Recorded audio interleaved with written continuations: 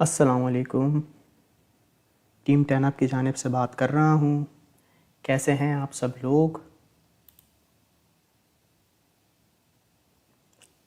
अस्सलाम वालेकुम। कैसे हैं आप सब लोग? ठीक हैं, खैरियत से हैं?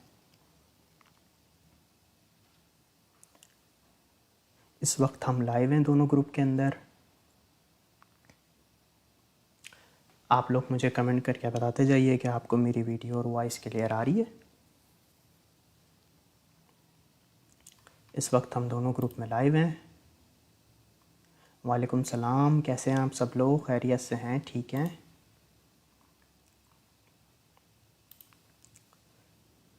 सबको मेरी तरफ से अस्सलाम वालेकुम। आई होप आप सब खैरियत से होंगे, ठीक होंगे, मज़े में होंगे, खुश होंगे।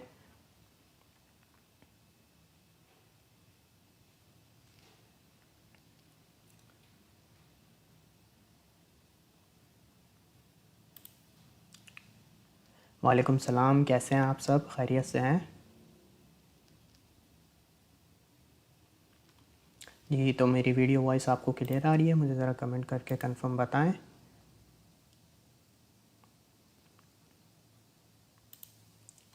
जी, कैसे हैं आप सब? खैरियत से हैं? वालेकुम सलाम। वालेकुम सलाम।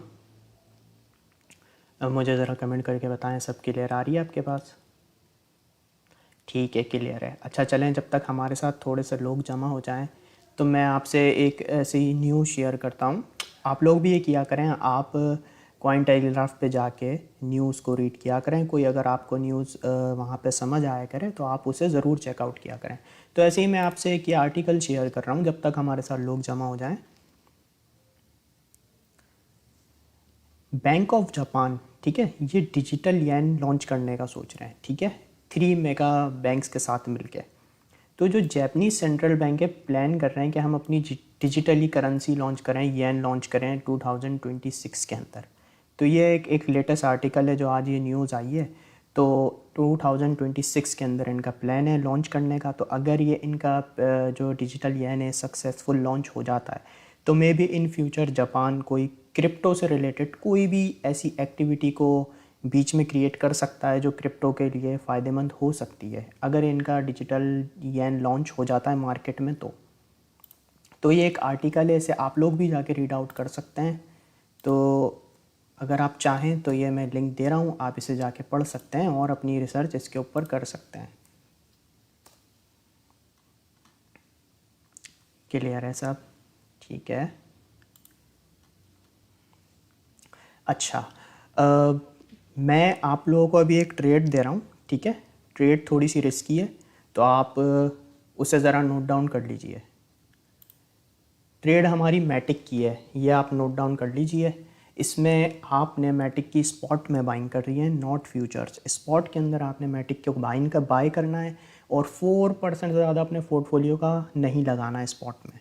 और बाइंग भी आपने कैसे करनी है कि ये मैंने मेंशन किया हुआ है, ट्रेड रिस्की है। फर्स्ट एंट्री आप करंट रेट से ले सकते हैं, ठीक है। और जो इसकी आपने सेकंड एंट्री लेनी है सेफ साइड, वो 0.7863 से आप ले सकते हैं, ठीक है। और टीपीज़ इसके ये हैं और स्टॉप लॉस इसका ये है। तो आप करंट रेट से बाइंग करके इन टीपीएस पे सेल कर सकते हैं। और सारा पोर्टफोलियो आपने गलती से भी नहीं लगाना है, सिर्फ 4% आपने यूज़ करना है। 4% में भी आप ऐसे कर लें, 2% पे आप अभी बाइंग कर लें। और अगर 2% और डाउन, और अगर ये और डाउन आ जाए तो बाकी 2% के आप इस जोन पे कर सकते हैं। बिल्कुल मिनिमम पोर्टफोलियो लगाना है, वो भी स्पॉट में। मैटिक की स्पॉट की बाइंग है, ठीक है।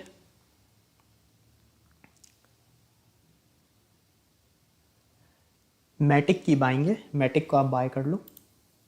ये इसके एंट्रीज़ और ये इसके टारगेट्स हैं मैटिक की ट्रेड के।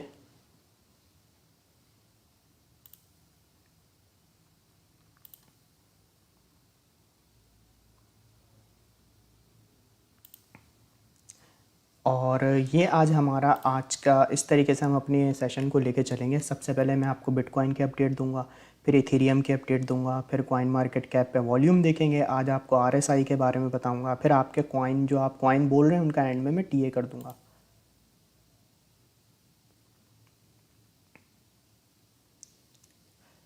नहीं नहीं, फ्यूचर की नहीं है हारिस भाई, ये स्पॉट की ट्रेड है। स्पॉट की ट्रेड है, आपने स्पॉट में बाइंग करनी है। मैटिक यूएसडीटी को स्पॉट में बाइंग करना है, बहुत कम पोर्टफोलियो से। इसकी फर्स्ट एंट्री करंट रेट से है, सेकंड एंट्री इसकी आप यहाँ से ले, सेकंड एंट्री जो है इसकी 7863 से है। अगर यहाँ तक आता है तो वो आपकी मर्ज़ी है, आपने अपने रिस्क को मैनेज करके चलना है। स्पॉट के अंदर रिस्क मैनेजमेंट मैंने आपको बताई भी है।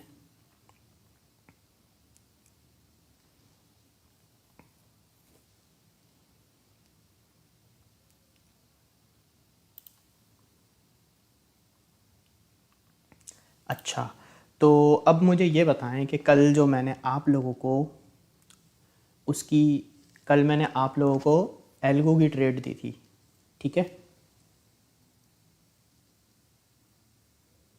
What is F O M E please भाई, ये फेडरल ओपनिंग मार्केट कमेटी होती है जो इंटरेस्ट रेट को लेकर डिसीजन लेती है। उज़ैर भाई आपको बता रहा हूँ, इंटरेस्ट रेट से रिलेटेड डिसीजन लेती है कि भाई मार्केट में डॉलर की सप्लाई कितनी होनी चाहिए, उससे रिलेटेड वो अपनी पॉलिसीज़ बनाती हैं कि भाई मार्केट में कितना डॉलर का फ़्लो चलेगा। इससे रिलेटेड सारी जो भी पॉलिसीज़ होती हैं, एक कमेटी है उसके अंदर ये क्रिएट होती है, इसे हम एफ ओ एम सी कहते हैं, federal open market committee.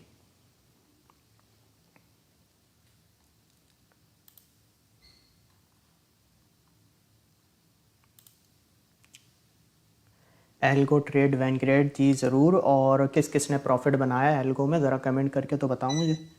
Algo में किस किस ने प्रॉफिट बनाया, हमारी कल की एल्गो की ट्रेड थी।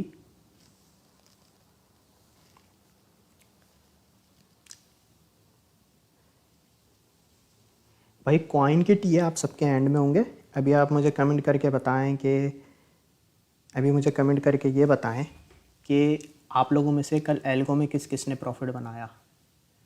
बाकी आज की ट्रेड हमारी मैटिक की है, मैंने आते ही इसको बाइंग करवाया है आपसे स्पॉट में। भाई कॉइन की जो आपके कॉइन के टी हैं वो मैं लास्ट में बताऊंगा आप सबको, ठीक है। और मैंने आपको एफ का भी बता दिया। और नहीं नहीं, फ्यूचर का सिग्नल नहीं है, ये स्पॉट का सिग्नल है एजाज भाई। और दूसरी चीज़ ये कि मैंने अभी आपको जो लिंक दिया आप उसे भी चेकआउट कर सकते हैं, यहाँ पे इसको और इस आर्टिकल को रीड कर सकते हैं, मैंने आपको बताया और लिंक भी मैंने दे दिया, इसके बारे में आप और रीड आउट कर सकते हैं। बाकी मैटिक की मैंने यहाँ ट्रेड दी हुई है स्पॉट में बाइंग की, ये आप नोट डाउन कर लो। बहुत तरीके से ट्रेड लेनी है जैसा मैंने बताया हुआ है। स्पॉट की है, फ्यूचर की नहीं है, मैंने मेंशन भी किया हुआ है मैटिक की स्पॉट बाइंग की। भाई फ्यूचर में हमज़ा भाई आप ऐसे क्यों जा रहे हो, आपकी प्रैक्टिस है पूरी, ये लें नोटिस कर लें आप। मैंने आते ही मैटिक की बाइंग करवाई है और इसका फर्स्ट टीपी ऑलमोस्ट हिट ही होने वाला था, लेकिन अभी जब मैंने बाइंग करवाई थी तो इसकी प्राइस काफ़ी नीचे थी, यहाँ पे थी 8395 के करीब। तो अभी आप इसे खैर बाय कर सकते हो स्पॉट में मैटिक को। और ये इसके टीपीज़ हैं 8450, 8494 और 8543 और 86 पे जाने के बाद ऊपर जितना जाए आप उसे स्टॉप लॉस आगे मूव करके उसकी बाइंग कर सकते हो, ठीक है। ये मैटिक की ट्रेड है, स्पॉट में बाइंग करनी है। और आपने इसकी फ़र्स्ट एंट्री करंट रेट से लेनी है, और अगर एक अनएक्सपेक्टेड डंप आ जाता है तो फिर इसकी एक अच्छी एंट्री आपको 0.7863 पे मिलेगी, एक अच्छी एंट्री स्पॉट में। बाकी से आप करंट रेट पे भी बाय कर सकते हो और इसे जैसे ही टीपीज इसके हिट होते जाएं आप इसे सेल ऑफ कर सकते हो मैटिक को।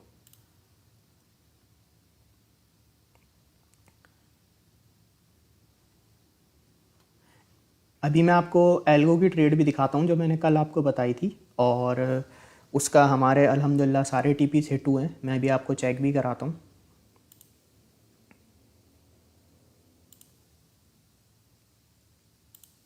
कल मैंने आप लोगों को दी थी ना मार्केट की, अभी अपडेट आपको दूंगा ना बिटकॉइन की।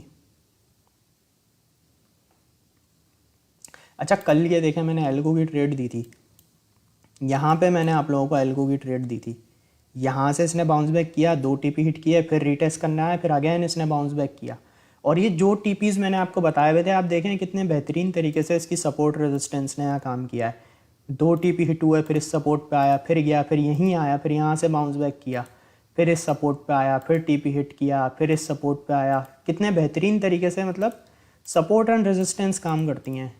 तो इस तरीके से हमारी ये कल ट्रेड मैंने आपको दी थी, जिससे मैंने आपको 6 टीपी दिए थे और अल्हम्दुलिल्लाह हमारे 6 के 6 टीपी हिट भी हुए और जिस पे हमें ऑलमोस्ट 4.44% का गेन मिला। तो ये हमारी कल की एल्गो की ट्रेड थी जो अल्हम्दुलिल्लाह टारगेट हमारे सक्सेसफुल हिट हो गए थे। तो आई होप जिन लोगों ने एल्गो की ट्रेड ली थी वो प्रॉफिट बनाने में कामयाब हो गए होंगे।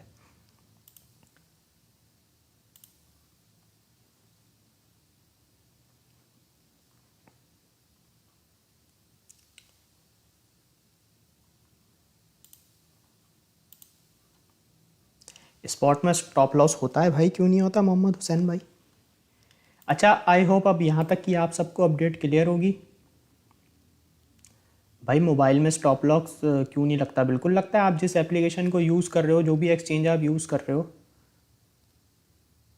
भाई हारिस भाई, मैटिक के सेल ऑर्डर ये लगे हुए 8450, 8494, 8543 और 86 या उससे प्लस अगर ये और जाता है तो आप वहाँ पे पार्ट्स में सेल आउट कर सकते हो। पार्ट्स में एंट्री, पार्ट्स में सेल करते हैं हम हमेशा। मैटिक की हमारी ट्रेड है और जब से मैंने एंट्री दी है, जब से ये प्रॉफिट में भी आना शुरू हो गया, क्योंकि बिल्कुल ये सपोर्ट पे था अपनी, यहाँ से बाउंस बैक करने की ट्राई कर रहा था अपने फर्स्ट टीपी को। अभी शायद थोड़ी देर में हिट कर दे। तो जिन लोगों ने आते ही जिनको मैंने एंट्री दिलवाई है वो अभी थोड़े से प्रॉफिट में आ गए होंगे। मैटिक की हमारी स्पॉट की बाइंग थी।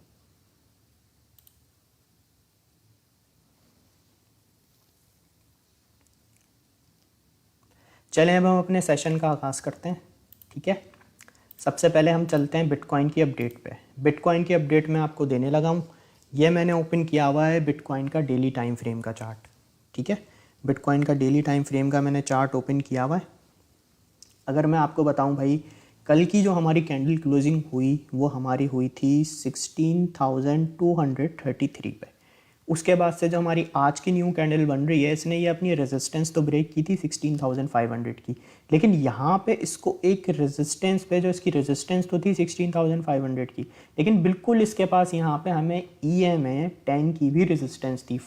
EMA 10 की भी हमें रेजिस्टेंस थी यहाँ पे डेली टाइम फ्रेम के अंदर, ठीक है ना। तो यहाँ से इसको एक रिजेक्शन मिली है और इसका प्राइस रिजेक्ट हुआ और ये वापस जो इसका प्राइस है 16,500 के अंदर आ चुका है। 16,500 के अंदर जब अभी इसका करंटली जो प्राइस चल रहा है बिटकॉइन का 16,360 के करीब चल रहा है।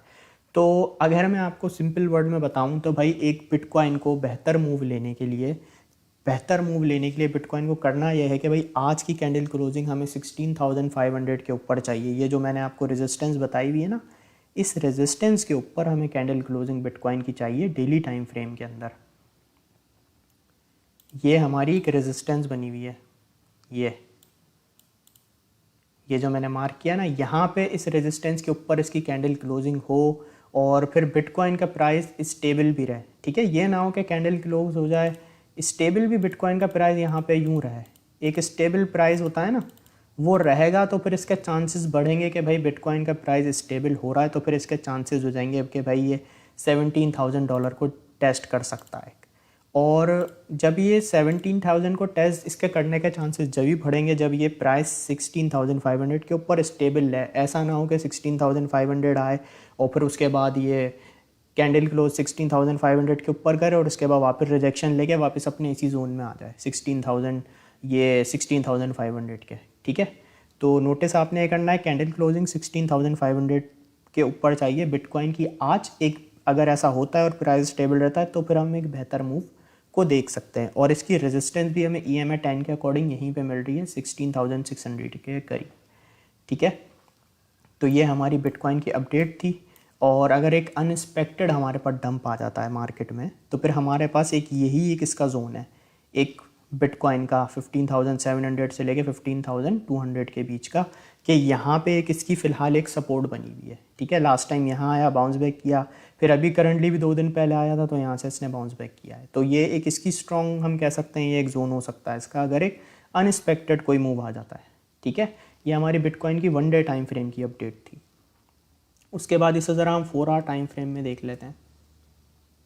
अच्छा, 4 आवर टाइम फ्रेम के अंदर अगर मैं देखूं तो सेलिंग प्रेशर बिटकॉइन के अंदर बना हुआ है, जैसा कि मैंने यहाँ पे बताया। 4 आवर टाइम फ्रेम के अंदर इसने इस कैंडल ने ब्रेकआउट किया इस रेजिस्टेंस का, लेकिन आप देख रहे हैं जैसे ही ब्रेकआउट किया यहाँ पे वॉल्यूम ड्रॉप होना शुरू हो गया। बायर्स जो थे वो बिल्कुल उन्होंने ये सोच लिया कि बस अभी अपने रेजिस्टेंस पे आया, अब हम यहाँ से बिटकॉइन को बेचेंगे। तो फिर बिटकॉइन का प्राइस यहाँ पे आके बिकना शुरू हो गया। और करंटली 4 आवर टाइम फ्रेम में जो बिटकॉइन को सपोर्ट मिली है वो मिली है EMA 10 से 4 आवर टाइम फ्रेम के अंदर, और अभी इसका प्राइस 4 आवर टाइम फ्रेम के अंदर EMA 10 के ऊपर है। ठीक है, करंटली जो बिटकॉइन का प्राइस चल रहा है 16,377 चल रहा है। तो अभी अगर बिटकॉइन यहाँ से बाउंस बैक भी करता है तो इसको EMA 55 की रेजिस्टेंस मिलेगी 4 आवर टाइम फ्रेम में, जो कि हमारी 16,500 पे ही है।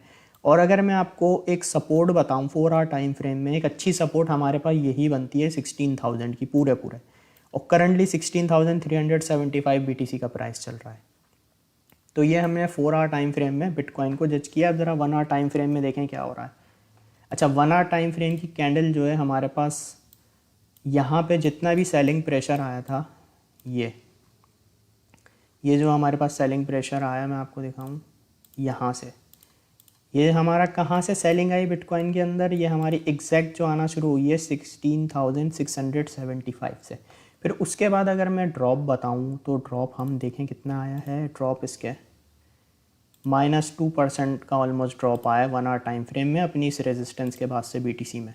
तो करंटली 1 आवर टाइम फ्रेम में अगर मैं देखूं, इसको जो सपोर्ट मिली है बिटकॉइन को अच्छी 4 EMA के अकॉर्डिंग, वो मिली है हमें EMA 100 पे। EMA 100 से इसका प्राइस बाउंस बैक कर रहा है। तो इसको अभी 1 आवर टाइम फ्रेम में बिटकॉइन को रेजिस्टेंस फेस करनी पड़ सकती है, एक EMA 10 पे और फिर उसके बाद EMA 200। ये इसके दो जोन है 1 आवर टाइम फ्रेम के अंदर, और ये EMA 100 की से सपोर्ट फिलहाल मिली है करंटली। तो यहाँ से शॉर्ट टाइम फ्रेम में एक अपनी सपोर्ट लेके बाउंस बैक कर रहा है। बाकी एक जो अच्छी इसकी सपोर्ट है वो 16,000 पे ही है 1 आवर टाइम फ्रेम में। तो कैंडल क्लोजिंग आई होप आप लोगों ने नोट डाउन कर ली होगी कि भाई कैंडल क्लोजिंग हमें चाहिए आज 16,500 से ऊपर, अगर बिटकॉइन को थोड़ा सा बेहतर मूव लेना है उसके लिए। तो आई होप यहाँ तक की अपडेट आपको क्लियर होगी।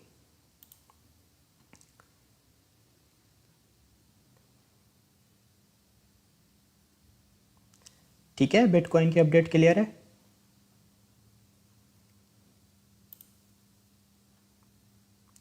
बिटकॉइन की अपडेट आप सबको क्लियर है?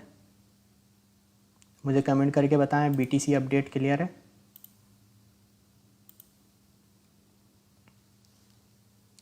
स्पॉट वाला सिग्नल भाई हमारा मैटिक का था, ये करंट रेट से मैंने बाइंग करवाई थी आपको थोड़ी देर पहले। तो आप अभी तो मैटिक बाउंस बैक कर रहा है, लेकिन मैंने थोड़ी देर पहले बाय कराया था, तो उस वक्त ये अब जो लोगों ने पहले बाय किया है वो अभी प्रॉफिट में आना स्टार्ट हो गए होंगे। इसके मैंने TPs आपको बताए मैं, और मैंने आपको ये बताया भाई कि भाई फर्स्ट एंट्री हमारी करंट रेट से, करंट रेट वो जब तक का होता है जब तक मैं आपको कह रहा हूँ कि आप बाय करो। ऐसा नहीं है कि आप सेशन बाद में देख रहे हो, आपको जो करंट रेट मिला आपने बाय कर लिया, ऐसा नहीं करना। करंट रेट का मतलब ये होता है कि मैं आपके सामने जब तक लाइव हूँ, अगर मैं कह रहा हूँ बाय करो तो करो। बाकी इसकी जो सेकंड एंट्री है ना वो 0.7863 से बनेगी अच्छी मैटिक की। और अगर आप अभी फर्स्ट एंट्री से ही आप लोग प्रॉफिट में आ जाते हो तो ये आपके TPs हैं, आपने प्रॉफिट बुक करते जाना है। ठीक है ना, स्पॉट की है, फ्यूचर की नहीं है। जी समी सेठ भाई, ये बिल्कुल 4 EMA इंडिकेटर फ्री है, और ये मैंने EMA का लेक्चर भी किया है अभी थोड़े दिन पहले। मेरे ख्याल से 2 दिन पहले ही मैंने आपको EMA का लेक्चर पढ़ाया है प्रॉपर।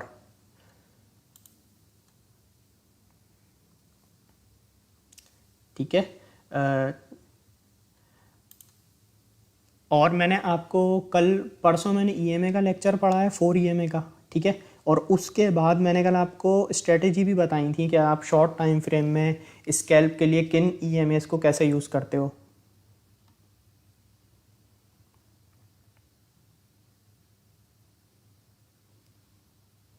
ठीक है, हाँ बिल्कुल, ये कौन है, उस्मान भाई ने बिल्कुल सही बताया। EMA 20 और EMA 200 की मैंने आपको बताया था। जॉन भाई आप मुझे टीम 10 अप का नाम दे सकते हैं।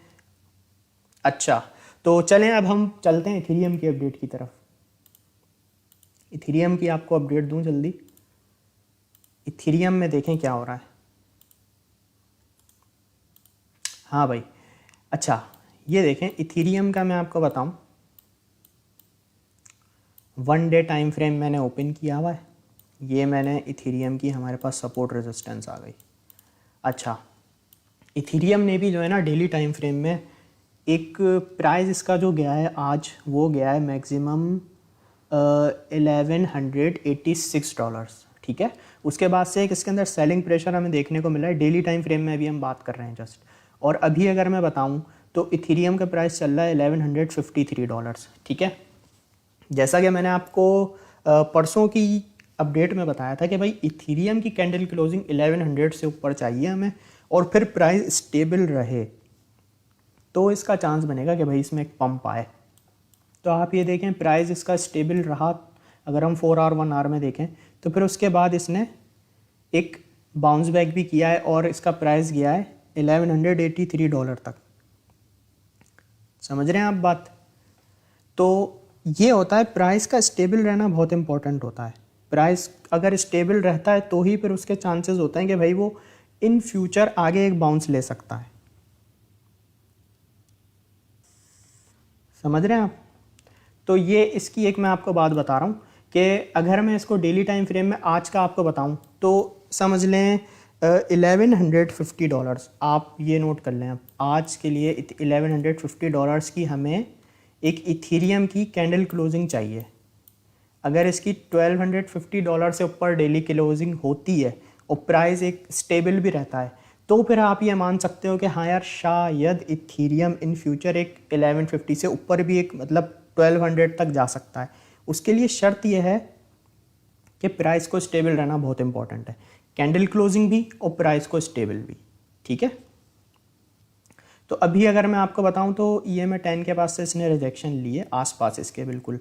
तो आज पाकिस्तान टाइम के मुताबिक सुबह 5 बजे कैंडल क्लोजिंग होती है, ठीक है।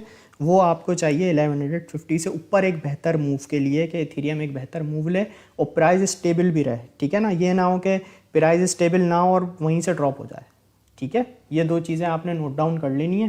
4 आवर के अंदर एक नज़र इस पर मारते हैं तो ये देखें 4 आवर टाइम फ्रेम में सेलिंग प्रेशर आया है इथीरियम के अंदर। कहाँ से आया है? EMA 50 के पास से आया है। और अगर मैं आपको बताऊं पिछले 4 आवर के अंदर इसने कितना ड्रॉप लिया है, इथीरियम ने -284% का ड्रॉप लिया है। तो ये एक इसकी सपोर्ट बन रही है इथीरियम की 4 आवर टाइम फ्रेम में EMA 10 पे। यहाँ से इसको बाउंस बैक करना चाहिए। अगर बाउंस बैक करता है अच्छे वॉल्यूम के साथ तो इसको रेजिस्टेंस मिलेगी $1184 पे। एक नज़र 1 आवर टाइम फ्रेम में से देख लें कि कहाँ से बाउंस बैक किया है। अच्छा, 1 आवर टाइम फ्रेम में ये जो EMA हमारा है EMA 100 ये ब्रेक हो गया था, लेकिन अभी करंटली ये बाउंस बैक किया है इथीरियम ने 1 आवर टाइम फ्रेम में।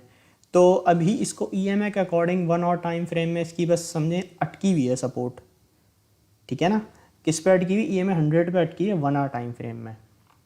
अगर ये बाउंस बैक कर जाता है यहाँ से तो फिर ये एक इसका जोन बन रहा है 1 आवर टाइम फ्रेम में $1160 का इथीरियम का। तो आई होप आपको अब ये क्लियर हो गई होगी कि $1150 से ऊपर इथीरियम का प्राइस को रहना चाहिए एक बेहतर मूव के लिए, प्राइस यहाँ पे स्टेबल रहे। और अगर मैं आपको सपोर्ट बताऊं तो इथीरियम की सपोर्ट हमारी $1050 पे है, ठीक है। $1050 पे एक इसकी स्ट्रॉन्ग सपोर्ट है इथीरियम की। और अगर यहाँ से अनएक्सपेक्टेड बाउंस भी आता है तो ये इसकी बहुत हैवी रेजिस्टेंस है $1270 की। जो लेवल्स मैंने आपको बताए वो तो नोट डाउन करने हैं, लेकिन एक वो लेवल्स भी मैं आपको बता रहा हूँ जो एक हैवी रेजिस्टेंस हैवी सपोर्ट का काम करती है, वो यहाँ पे मैंने मेंशन किए हुए हैं।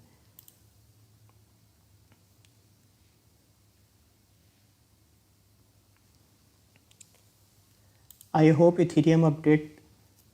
गुलाम भाई फ्यूचर का सिग्नल नहीं है यहाँ, अभी लाइव सेशन में हम स्पॉट का सिग्नल देते हैं, ठीक है। इथीरियम अपडेट अब आप सबको क्लियर है?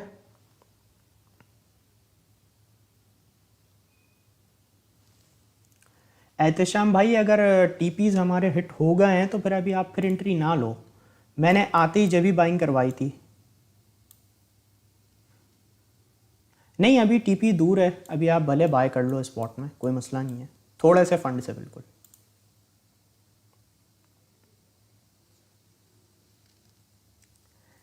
अभी बताएं इथीरियम अपडेट आपको क्लियर है? जॉन भाई आपने बताया हुआ कि आपने $5 पे बाई किया, 50% लॉस में है। अगर स्पॉट की बाइंग है तो अगर आप लॉस में हैं तो भाई देखें, अगर लॉस में है स्पॉट में तो फिर उसका तो ये हल ही है कि आप उसे फिर होल्ड रखें, लॉस में सेल करने से तो बेहतर यही है। खानज़ादा भाई मैटिक का क्या बताऊँ? मैटिक की तो मैंने स्पॉट की आपको बाइंग बताई है, ट्रेड दी है, ये मैंने मेंशन किया हुआ स्पॉट बाइंग है। 4% से ज़्यादा यूज़ नहीं करना है स्पॉट के अंदर, ट्रेड रिस्की है। एंट्री इसकी करंट रेट से, और सेकंड एंट्री इसकी मैंने आपको ये बताई भी है, जो एक इसकी स्ट्रॉन्ग सपोर्ट है। और बिल्कुल छोटे से फंड से आपने स्पॉट में बाइंग करनी है करंट रेट से। जैसे अगर 4% मैंने बोला है तो 2% से आप अभी बाइंग करें। और टीपीज ये सारे हैं इसके।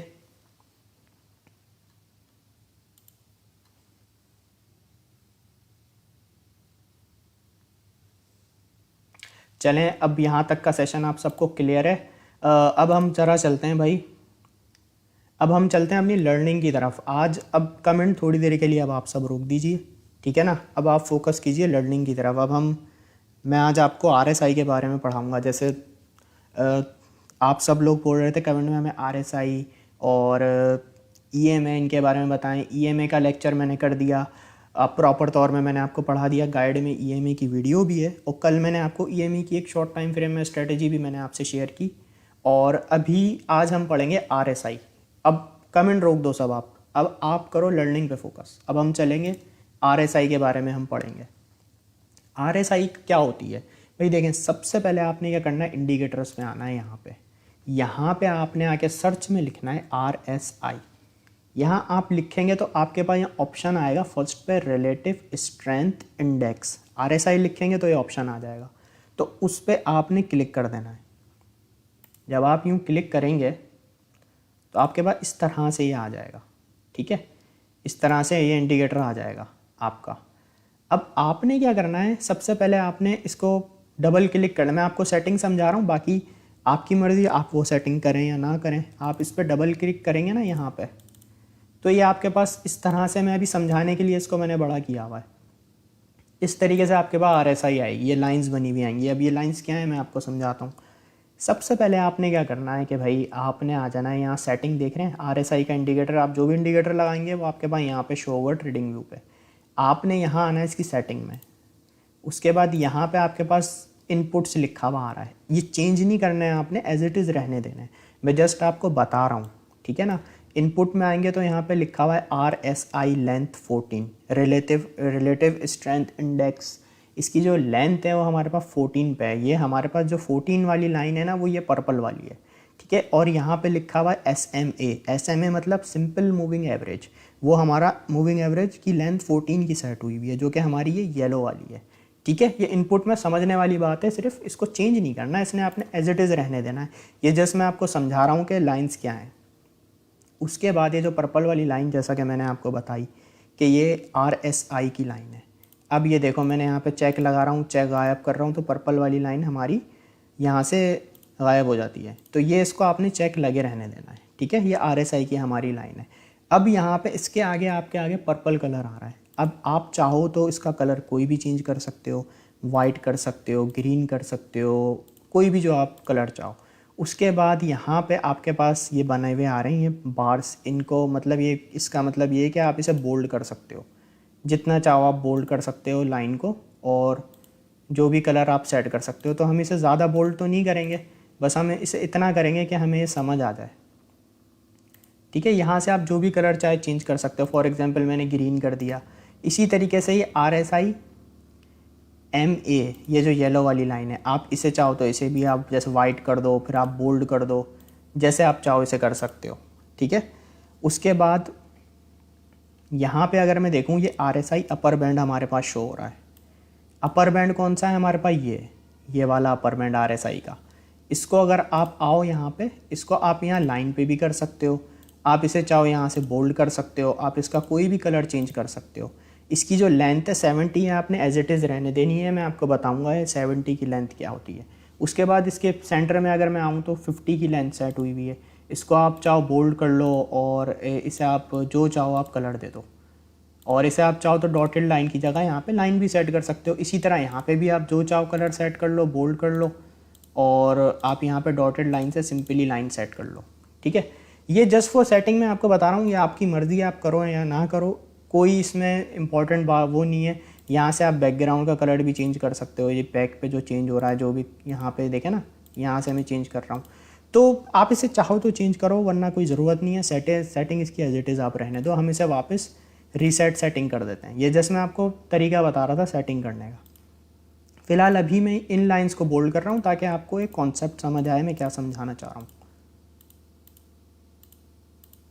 जैसा कि मैंने बताया, इन लाइंस को मैंने सिर्फ डार्क कर लिया।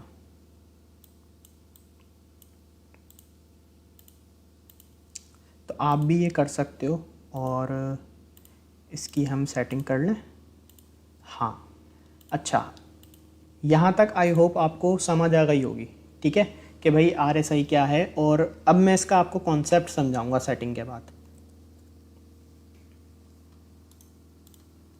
अब ये देखें, ये इस तरीके से आपके पास एक RSI चल रही है, ठीक है। अब यहाँ पे अगर मैं आपको बताऊँ,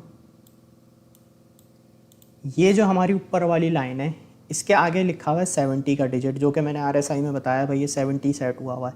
यहाँ पे RSI में मिडिल वाला था वो 50 सेट हुआ था, और ये लास्ट वाला जो था लोअर बैंड, ये हमारा 30 सेट हुआ था, ठीक है। अब ये जो रेंजेस हैं ये हैं क्या, ये मैं आपको बताता हूँ। देखें, ये जो हमारा है, समझें, ये अपर वाला जो हमारा RSI का बैंड है, ये हमारा 70 सेट हुआ है। इसका मतलब क्या होता है कि जब RSI इसे क्रॉस कर जाए, इसके ऊपर आ जाए, ठीक है ना, ये देख रहे हैं जैसा कि ये आपके साथ यहाँ पे एक एग्जांपल मौजूद है, ये इसके ऊपर आ गई है, 70 के प्लस चली गई है RSI हमारी। तो इसका मतलब ये है कि मार्केट के अंदर अभी ख़रीदार बहुत ज़्यादा हो गए हैं। जब ख़रीदार बहुत ज़्यादा मार्केट में हो जाते हैं तो वहाँ पे हमारे पास कहीं ना कहीं ये चांस होता है कि मार्केट यहाँ से एक रिजेक्शन ले सकती है, नीचे आ सकती है, ठीक है। इसको हम कहते हैं ओवरबॉट। यहाँ पे मैं इसको मेंशन भी कर देता हूँ, RSI प्लस 70 ओवरबॉट जोन, ठीक है। यहाँ पे इसका मतलब है ये कि RSI जब 70 प्लस हो जाती है तो वो ओवरबॉट जोन में चली जाती है, ठीक है। और इसी तरीके से RSI यहाँ पे अगर RSI हमारी अगर यहाँ पे 30 से नीचे आ जाती है तो इसका मतलब ये होता है कि मार्केट में अब बेचने वाले लोग बहुत ज़्यादा हो गए हैं। तो इसका मतलब क्या है कि मार्केट में अब जो बेच रहे हैं वो बहुत ज़्यादा हो गए हैं लोग। तो उसके बाद कहीं ना कहीं ये चांस होता है कि भाई यहाँ से मार्केट रिवर्सल ले ले, ठीक है। तो उससे हम ये जो जोन है, जो RSI हमारी 30 से भी नीचे आ जाती है, तो इसे हम कहते हैं ओवरसोल्ड जोन, ठीक है। यहाँ पे मैं आपको मेंशन भी कर देता हूँ, RSI बिलो 30 ओवरसोल्ड जोन। ये हमारा एक ओवरसोल्ड का जोन हो जाता है, ठीक है। ये RSI का एक कॉन्सेप्ट होता है, ठीक है। सिंपली वर्ड्स में हम इसे समझने की कोशिश करेंगे। जब RSI आपकी 70 प्लस जाती है तो आपका जो प्राइस होता है वो भी पंप किया हुआ होता है, और वहाँ पे चांसेस होते हैं कि भाई प्राइस बहुत ज़्यादा पंप है, मार्केट में बहुत ज़्यादा लोग इसको बाय कर रहे हैं। तो उसके बाद एक चांस बढ़ जाता है कि मार्केट यहाँ से एक रिजेक्शन ले सकती है और नीचे आ सकती है। अब ये देखें, RSI जब हमारी यहाँ पे ऊपर गई थी, 70 प्लस गई थी, तो उसके बाद एक सेल ऑफ भी आया, उसके बाद हमारे पास RSI 30 के भी नीचे आ गई। ये लेवल्स भी अभी मैं आपको बताऊँगा। तो फिर उसके बाद जब ये 30 के नीचे आ गई तो इसके बाद जैसा कि मैंने आपको बताया मार्केट में बेचने वाले लोग बहुत होते हैं। तो फिर उसके बाद एक इसका चांस होता है कि भाई मार्केट यहाँ से रिवर्सल ले, क्योंकि मार्केट में जितने बेचने वाले लोग थे अब वो बेचकर, अब उन्होंने जितना उनके पास जो भी सामान था वो बेच चुके हैं, जो भी उनके पास कॉइन थे। जैसे हमने बिटकॉइन का चार्ट ओपन किया हुआ था, तो जब ये हमारा ओवरसोल्ड में आ जाए तो इसका मतलब कि जो बेचने वाले थे वो अब बेच चुके हैं, ठीक है ना। जब RSI आपकी इतनी डाउन आ जाए उसके बाद फिर ये चांस होता है कि भाई अब मार्केट में ख़रीदार वापस से आ जाएं, ठीक है। ये हमारा ओवरबॉट ओवर जोन होता है, ओवरबॉट और ओवरसोल्ड का जोन होता है। अब ये जैसे कि मैंने आपको 70 और 30 का जोन बताया, ये RSI के अकॉर्डिंग सेट हुआ है इसी की सेटिंग में। अब आपने इसको, इस सेटिंग को भले आप एज इट इज़ रहने दें। अब आप यहाँ पे क्या करें, सिंपली एक यहाँ पे लाइन मार्क कर दें, और उसको जब आप ऐसे डबल क्लिक करेंगे तो उसको आप सेट कर दें 80 पे, ठीक है। यहाँ पे 80 सेट कर दिया, और जो एक और आप यहाँ पे लाइन यहाँ पे लगा दें और इसको आप डबल क्लिक करेंगे, इसको आप सेट कर दें 20 पे। ये आपने जोन और लगा देना है, ठीक है। 70 और 30 तो होगा, लेकिन ये भी होगा कौन सा, 20 और 80, ये दो जोन आपके पास और आ जाएंगे। क्योंकि इससे का बाज़ वक़्त क्या होता है कि 30 से बहुत नीचे आ जाती है और 20 से भी नीचे आ जाती है। तो उससे हमें एक कंडीशन पता चल जाती है कि भाई मार्केट में बहुत ज़्यादा अभी जो है ना पैनिक हुआ है। तो अभी जैसा कि कुछ दिन पहले यहाँ पे मैं बताऊँ, RSI हमारी कहाँ तक आई, 20 के भी डाउन आ गई। ये आ गई थी हमारी 10.68 तक। ठीक है, तो इसने हमें एक ये इंडिकेशन दी कि भाई बहुत ज़्यादा मार्केट में अभी लोग सेलिंग कर रहे हैं। तो जब बहुत ज़्यादा मार्केट में लोग सेलिंग कर देते हैं, RSI हमारी 20 से भी नीचे आ जाती है, तो फिर उसके बाद हमारे पास थोड़े से चांसेस बढ़ जाते हैं कि भैया मार्केट में एक रिवर्सल आए, बायर्स वापस एक्टिव हो जाएं। तो यहाँ से वापस बायर्स एक्टिव हो गए थे, तो अब करंटली RSI इसकी 50 प्लस पे चल रही है। अब ज़रा इसको मैं आपको चार्ट्स के ऊपर भी दिखाता हूँ ताकि आपको एक चीज़ समझ आए।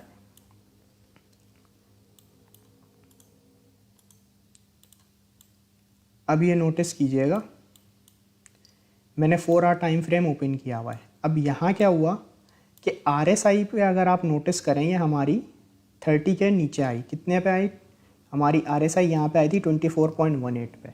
उसके बाद जैसे ही ओवर सोल्ड हुई, उसके बाद इसके अंदर एक पंप आया, फिर ये ऑलमोस्ट 70 के आसपास से इसने रिजेक्शन ली। और प्राइस में अगर देखूँ तो प्राइस में भी एक अच्छा बाउंस आया। ये देखें 9% का गेन आया बिटकॉइन के अंदर। ओवर सोल्ड होने के बाद जब ये वापस ओवर बोट पे गई, फिर वहाँ तक इसके बाद 9% तक का गेन आया। फिर उसके बाद RSI देखें, जब ओवर बॉट हो गई तो प्राइस RSI, जब हम RSI ने हमें ये इंडिकेशन दी कि भाई मार्केट अभी ओवर बॉट चल रही है, यानी बहुत सारे लोग ख़रीद रहे हैं। तो उसके बाद चांसेस इसके बढ़ जाते हैं कि भाई यहाँ से मार्केट एक रिजेक्शन ले ले, सेल ऑफ होना शुरू हो जाए। तो उसी तरीके से यहाँ पे देखें हमारे पास एक सेल ऑफ भी देखने को मिला। यहाँ पे एक मैं आपको और भी एग्जांपल दिखाता हूँ। अब यहाँ पे आप देखें RSI इधर हमारी 30 के नीचे आई। ठीक है, यानी कि ये आ गई हमारी ओवर सोल्ड रीजन में। तो जब ओवर सोल्ड में आ जाती है तो हमें ये एक इंडिकेशन मिल जाती है कि भाई यहाँ से लोग जो हैं वो अब बाय करना स्टार्ट कर रहे हैं। ठीक है, अब जब हमें ये कंफर्मेशन मिली कि भाई यहाँ से RSI ने बाउंस बैक कर लिया है, 30 के नीचे गई थी, अब 30 से वापस बाउंस बैक कर लिया है। तो अब ये अगर हमें देखूँ, ये RSI हमारी कहाँ तक गई, किस जोन में गई? ये हमारी गई 80 तक, यानी फुल मतलब मैक्सिमम जो मैंने आपको जोन बताया वहाँ तक गई, जिससे हमें ये इंडिकेशन मिली कि भाई बहुत ज़्यादा प्राइस अभी ओवर बॉट में है। तो फिर उसके बाद देखें यहाँ पे रिजेक्शन हमें देखने को मिला। RSI बेसिकली हमें ओवर बॉट और ओवर सोल्ड ये दो कंडीशंस बताती है कि मार्केट के अंदर अभी बहुत सारे ख़रीदार हैं या बहुत सारे मार्केट के अंदर सेलर्स हैं। तो ये हमारी RSI का कॉन्सेप्ट होता है। आपने कभी भी एक इंडिकेटर पे ट्रेड नहीं लेनी कि RSI कह रही है तो मैं यहाँ पे बाइंग यहाँ पे सेलिंग कर लेता हूँ। इंडिकेटर्स होते हैं कुछ जिन्हें हम सबको लगा के हम चेक करते हैं और कंफर्मेशन लेते हैं, फिर हम उसके बारे में एंट्री या एग्जिट लेने का सोचते हैं। ठीक है, कॉन्सेप्ट है जस्ट RSI का। आई होप आप सबको RSI का कॉन्सेप्ट क्लियर होगा।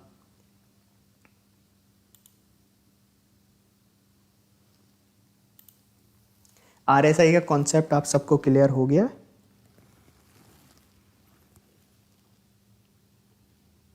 RSI का कॉन्सेप्ट क्लियर है आप सबको? आप लोग कमेंट करके बता सकते हैं।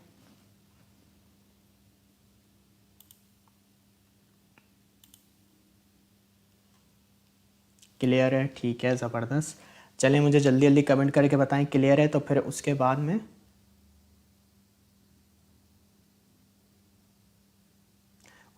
आप लोगों को फिर आपके कॉइन के टीए करके बताता हूँ। RSI सिंपली कॉन्सेप्ट ये है कि भाई मार्केट अभी ओवरबॉट है, ओवर सोल्ड है। Thank you so much brother, आपकी वजह से बहुत अर्न किया, बहुत शुक्रिया दानी भाई। हमारी यही कोशिश है कि आप लोग फ़ायदा लें हमारी लर्निंग से। आयान ट्रेडर कह रहे हैं रिपीट आप लेक्चर को वापस से पीछे करके देख सकते हैं। RSI के अंदर मैंने RSI का कॉन्सेप्ट बताया हुआ है कि 70 प्लस पे जाती है तो मार्केट ओवरबॉट होती है, अंडर 30 और अंडर 20 आती है तो इसका मतलब कि बहुत ज़्यादा मार्केट ओवर सोल्ड है, यानी बहुत सारे लोग इसको बेच चुके हैं। तो जब भी ओवरबॉट हो तो समझ लें एक तरीके से इंडिकेशन है भाई मार्केट से निकल जाओ। ठीक है, एग्ज़िट कर जाओ भाई, मार्केट यहाँ से गिर सकती है। और जब बहुत ज़्यादा ओवर सोल्ड हो, अंडर 20 हो, तो भाई ये एक इंडिकेशन है कि भाई यहाँ से मार्केट एक बाउंस बैक ले सकती है। सिंपल कॉन्सेप्ट है, इतना इसको आप टेक्निकल नहीं सोचें। यहाँ उमर फारूक भाई ये मैंने यहाँ पे लाइन मार्क करके लगाई है, ये देख रहे हैं, ये मैं रिमूव कर देता हूँ। RSI के अंदर तो ये आपको सेटिंग मिल जाएगी, इसे आप चेंज भी कर सकते हो जैसा कि मैंने सेटिंग में बताया, बट मैंने यहाँ पे इस तरह से पुट की है। यहाँ पे मैंने हॉरिजॉन्टल लाइन ली और यहाँ मैंने मार्क कर दी। मैं 1 मिनट आपको करके बता देता हूँ दोबारा से। मैंने हॉरिजॉन्टल लाइन ली और मैंने उसको यहाँ पे प्लेस कर दिया। जब मैं उस पर डबल क्लिक करूँगा तो मेरे पास यहाँ पे इस तरीके से ऑप्शन आ जाएगा कोऑर्डिनेट्स का। आप इसको रिमूव करके यहाँ 80 सेट कर दो, यूँ सेट कर लो, 80 सेट करके ओके कर दो, ये आपकी ऑटोमेटिक 80 पे प्लेस हो जाएगी। ये देखें।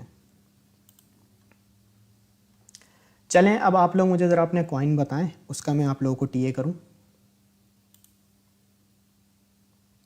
बेस्ट टाइम फ्रेम भाई अमार भाई, आप अगर जैसे 1 आवर टाइम फ्रेम में देखते हो वो अच्छा है, 4 आवर टाइम फ्रेम अच्छा है, डेली सबसे बेस्ट है। ये डिपेंड करता है आप किस टाइप के ट्रेडर हो।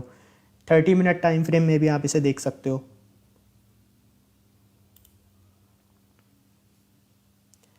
LTC को भी देख लेते हैं।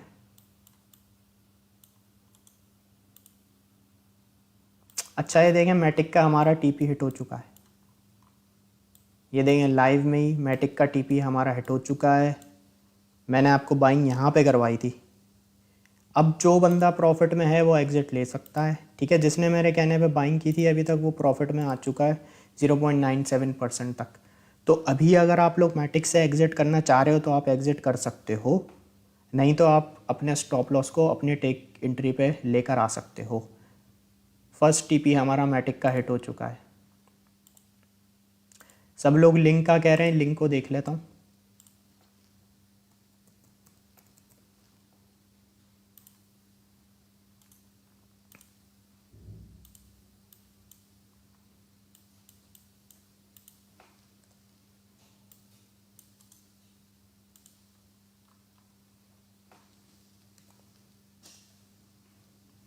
भाई लिंक का ये है कि लिंक के अंदर हमें एक सेलिंग देखने को मिली थी यहाँ पे, और उसके बाद लिंक ने बाउंस बैक भी किया। अच्छा 30 मिनट टाइम फ्रेम के अंदर मैं बता रहा हूँ। EMA 55 के नीचे इसका प्राइस आया था लिंक का, फिर यहीं से इसने एक अच्छा बाउंस बैक किया है। और करंटली इसकी एक रेजिस्टेंस आ रही थी EMA 10 के ऊपर 30 मिनट टाइम फ्रेम के अंदर। अब ये इसको सपोर्ट दे रही है, पहले रेजिस्टेंस दे रही थी, अब ये सपोर्ट दे रही है। अब अगर मैं आपको लिंक का जोन बताऊं भाई, लिंक का ये एक जोन है। अगर लिंक यहाँ से बाउंस बैक कर जाता है तो ये आपको एक इसका जोन मिलेगा जो इसको एक रिजेक्शन दे सकता है। ये पूरा जो जोन है लिंक का, ये रिजेक्शन का जोन है, जो कि हमारा बनता है 6.561 से लेकर 6.585। ये हमारा लिंक का जोन है जो कि हमें रिजेक्शन दे सकता है अगर लिंक यहीं से बाउंस बैक कर जाता है तो, ठीक है। और सपोर्ट अगर मैं आपको बताऊं लिंक की 6.373 पे। LTC देख रहा हूँ LTC को।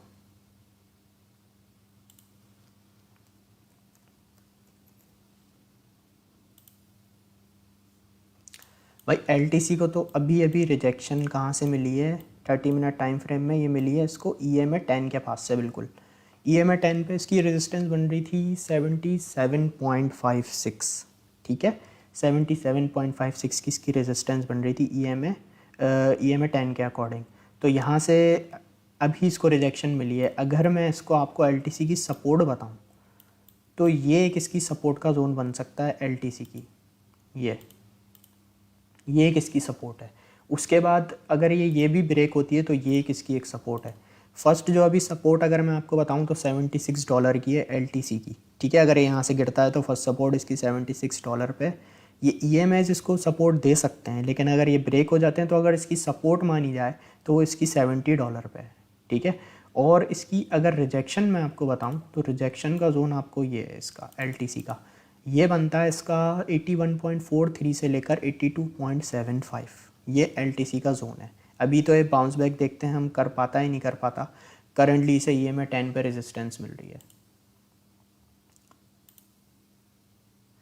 सोलाना को कर लेते हैं, चेक कर लेते हैं।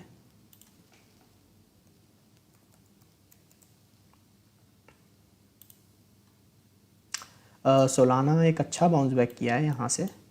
कहाँ तक आया था सोलाना अगर मैं बताऊँ तो ये तो काफ़ी ब्रेक भी हुआ था इसका प्राइस सोलाना का। अभी 30 मिनट टाइम फ्रेम में ये हमारे पास मिनिमम आया है 12.71 तक, 12.71 तक सोलाना का प्राइस आया है हमारे पास। उसके बाद इसने बाउंस बैक किया है और 30 मिनट टाइम फ्रेम में एक EMA 10 की से वो एक बड़ी बेहतरीन सपोर्ट मिली है। यहाँ पे देखें बहुत बेहतरीन सपोर्ट मिली है और उसके बाद ये प्राइस एक अपवर्ड मूव की तरफ जा रहा है सोलाना का। जो अभी इसका लो आया 30 मिनट टाइम फ्रेम में वो आया था 12.72 और उसके बाद अभी तक जो इसका प्राइस आ चुका है वो 13.29। अब अगर मैं इसका रिजेक्शन का जोन बताऊँ ना तो इसका रिजेक्शन के बिल्कुल आसपास ही है सोलाना का प्राइस। ये देखें ये एक इसका जोन है, जो इसका जोन बनता है हमारे पास ये बनता है हमारा 13.45 से लेके 13.48।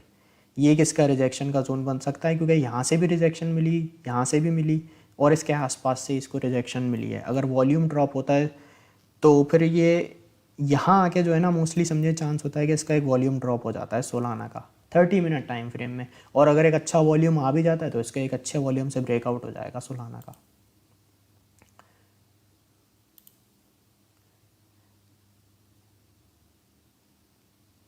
कौन सा ट्रेंड देखना होता है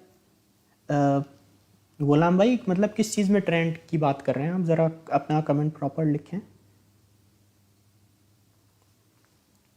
मास्क मास्क को मैं देख लेता हूँ।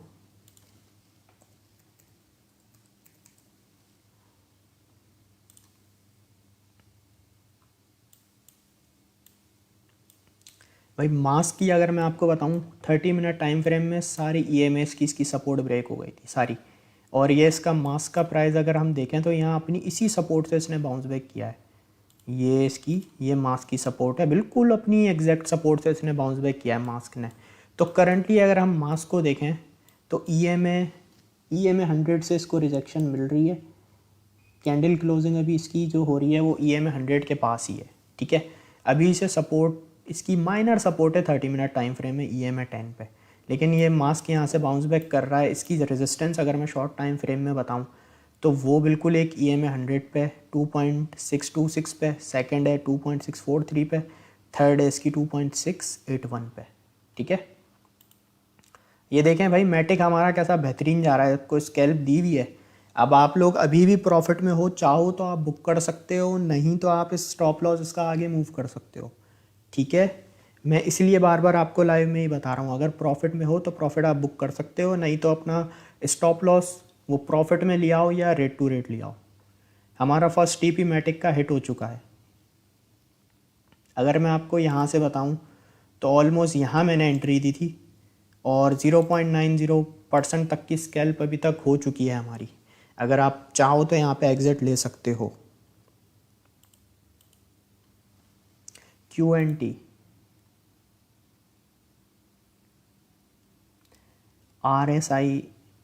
RSI क्रिप्टो स्क्रीनर में बिल्कुल यूज़ कर सकते हैं। अब इसका एक तरीका बिल्कुल डिफरेंट है, वो उसके लिए फिर अगर मैं अभी बताऊंगा तो लोग कंफ्यूज हो जाएंगे, फिर कभी मैं आपको बता दूंगा।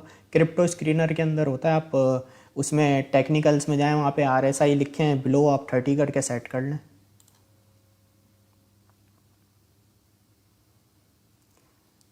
Profit in matic spot Kashif भाई, ज़बरदस्त। काशिफ भाई ने हमारे देखें मैटिक का लाइव में ही प्रॉफिट बना लिया। और अभी कौन कौन प्रॉफिट में आया है कमेंट करके बताओ, और किस किस ने बुक कर लिया है मैटिक में प्रॉफिट, जल्दी जल्दी बताओ। डॉट को देख लेता हूँ और मुझे कमेंट करके आप लोग बताओ कि भाई कौन कौन प्रॉफिट में आ चुका है मैटिक में।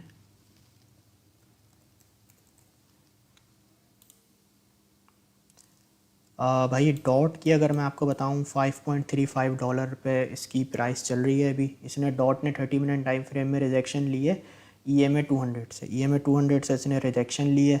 और समझो कि अगर मैं आपको डॉट की एक रेजिस्टेंस बताऊं ना, एक रेजिस्टेंस जो इसे तंग कर रही है वो 5.45 की है। ये देखो यहाँ से इसमें एक अच्छा खासा सेल ऑफ आया है। अगर यहाँ से डॉट बाउंस बैक भी करता है ना, ऑलमोस्ट ये इसकी सपोर्ट भी है। देखें ये अगर मैं इसी को यहाँ पे आगे मूव कर दूँ ये, तो ये इसकी एक सपोर्ट भी है, जो पहले यहाँ रेजिस्टेंस थी अब यहाँ पे सपोर्ट का काम कर रही है और अपनी सपोर्ट से ही बाउंस बैक कर रहा है। तो डॉट के लिए अगर मैं आपको क्रिटिकल रेजिस्टेंस बताऊँ तो 5.45 पे है, ठीक है ना। तो ये अभी करंटली सपोर्ट से डॉट बाउंस बैक कर रहा है।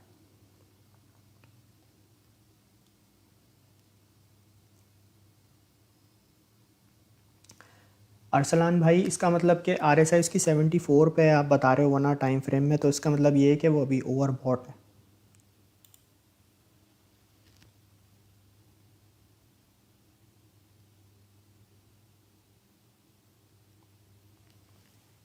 गुलाम भाई देखें, ट्रेंड को देखते हुए आप किसी कॉइन में एंट्री ना लें, क्योंकि अगर आपको वो ट्रेंड दिख रहा है कि भाई ट्रेंड बहुत स्ट्रॉन्ग बाय में चल रहा है, बहुत लोग उसे बाय कर रहे हैं, तो भाई अगर उसकी आप देखो कि RSI उसकी फिर ओवरबॉट भी हो सकती है, और उसका मैकडी भी ये बता रहा होगा कि भाई इसको बहुत लोग बाय कर चुके हैं, अब सेल ऑफ आ सकता है, EMA की रेजिस्टेंस आ रही हो, कोई हार्ड उसकी रेजिस्टेंस हो, इन सारी चीज़ों को भी नोटिस करना होता है ना। सिर्फ स्ट्रॉन्ग बाय स्ट्रॉन्ग सेल को देख के कभी भी एंट्री या एग्जिट नहीं लेते हम।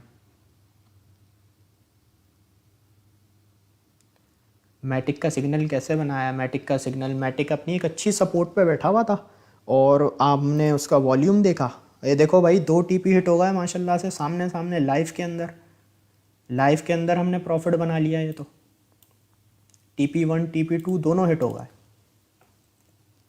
TP1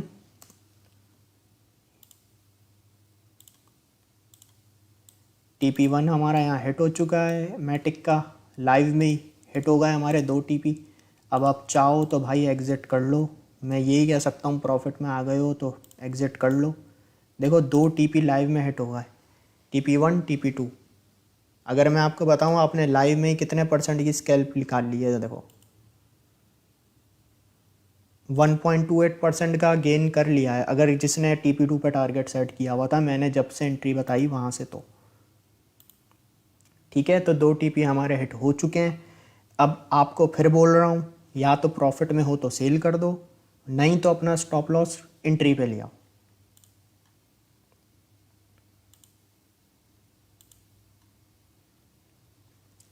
चलें अब हम अपने लाइव सेशन को एंड करते हैं, ठीक है। फिर इंशाल्लाह आपसे मुलाकात होगी। जब तक आप अपना ख्याल रखें, टीम 10 आपको दुआओं में याद रखें। टेक केयर, अल्लाह हाफ़िज़।